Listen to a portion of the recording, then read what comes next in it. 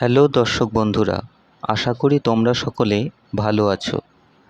আজকের ক্লাসে আমরা জানব তারা অর্থে কোথায় উইথ বসে এবং কোথায় বাই বসে।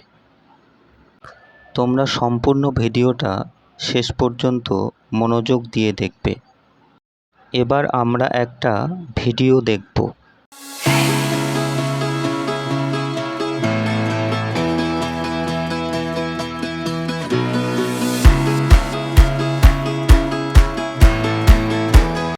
ভিডিওটিতে দেখতে পেলাম একটি বালক একটা লাঠি দিয়ে একটি ঘোড়াকে হত্যা করছে। এখানে ঘোড়াটি দুটি কারণের দ্বারা নিহত হয়েছে।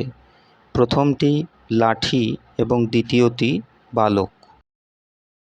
মনে রাখতে হবে, কোনো বস্তুর দ্বারা বোঝালে উইথ প্রিপোজিশন বসে এবং কোনো ব্যক্তি বা প্রাণীর দ্বারা বোঝালে বাই প্রিপোজিশন বসে।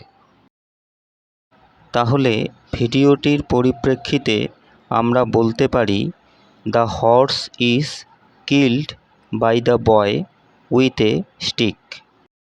অর্থাৎ ঘোড়াটি ছেলেটির দ্বারা একটি লাঠি দ্বারা নিহত হয়েছে।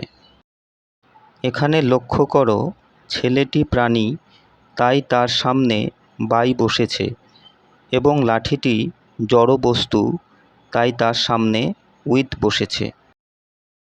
আশা করি তোমাদের কাছে বিষয়টা একদম স্পষ্ট হয়ে গিয়েছে। এবার চটপট এক্সারসাইজগুলো সলভ করে কমেন্ট সেকশনে পাঠিয়ে দাও। পরবর্তীতে আরও একটি নতুন ভিডিও নিয়ে তোমাদের সামনে উপস্থিত হব।